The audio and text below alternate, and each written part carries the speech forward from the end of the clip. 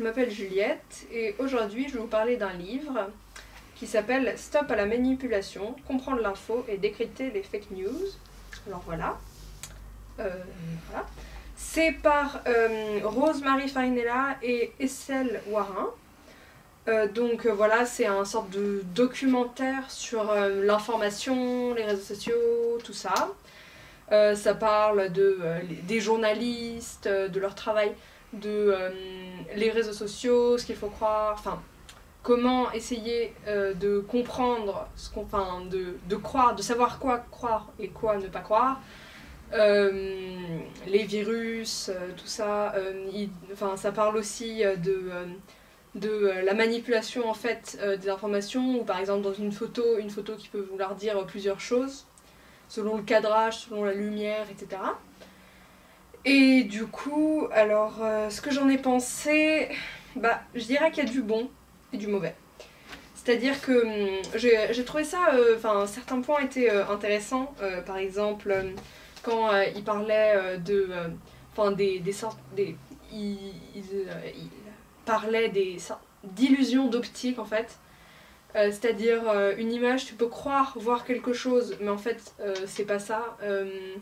Un exemple, une fille qui joue sur une route avec des pavés, et puis on croit qu'il y a juste, qu'elle est coupée à là, mais en fait c'est juste qu'il y a un petit muret devant elle, et qu'on ne distingue pas forcément. C'est ce que veulent dire les images, je trouvais les exemples intéressants. À un moment il parlait d'une pub et on sait pas si... pour un dentifrice, on sait pas si le dentiste c'est quelqu'un qui est déguisé en dentiste ou un vrai, la manipulation, tout ça. Mais pour les mauvais côtés, je trouve que c'est un peu trop...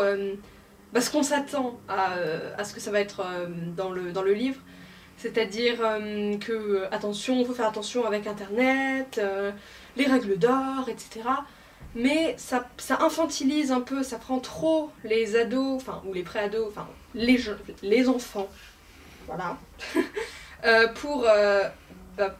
pour des idiots en fait. C'est comme s'ils ne savaient rien de tout ça, mais on leur rebat tout le temps les oreilles avec ça et du coup ça devient énervant à la fin.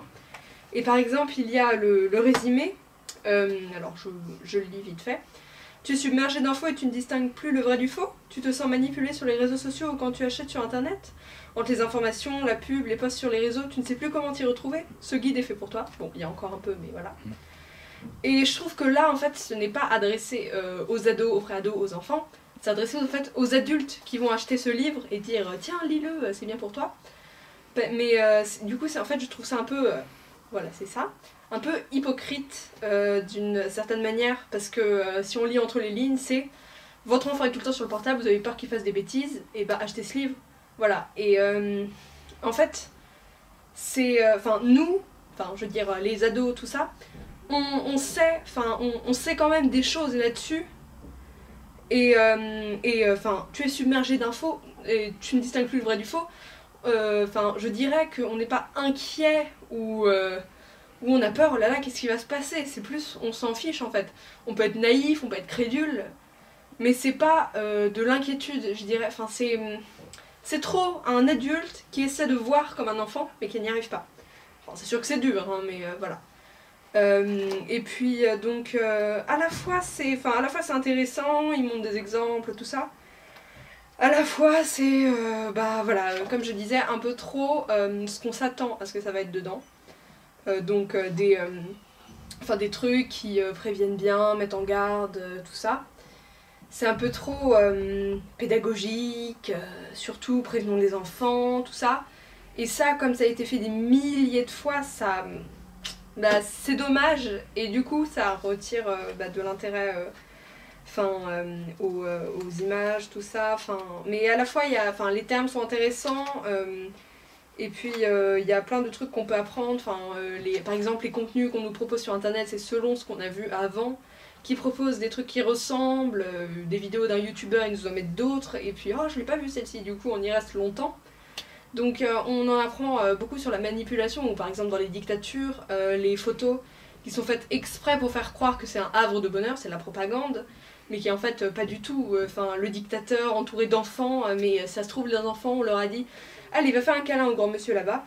Donc voilà, ça dénonce aussi bien l'hypocrisie, tout ça. Puis après, il y a des petits tests, bon ça c'est pas mal, mais enfin je trouve que le plus à retenir dans le livre, c'est les exemples, enfin les histoires, enfin tout ce qu'on nous raconte, voilà. Et puis un truc qui était drôle, c'était quand il parle des complotistes, et il y avait une vidéo qu'il nous proposait, complot chat fait par des élèves dans un lycée, et donc où il disait que les chats en fait étaient des extraterrestres, enfin voilà, c'est assez drôle. Donc voilà, livre pas mal, mais pas inoubliable.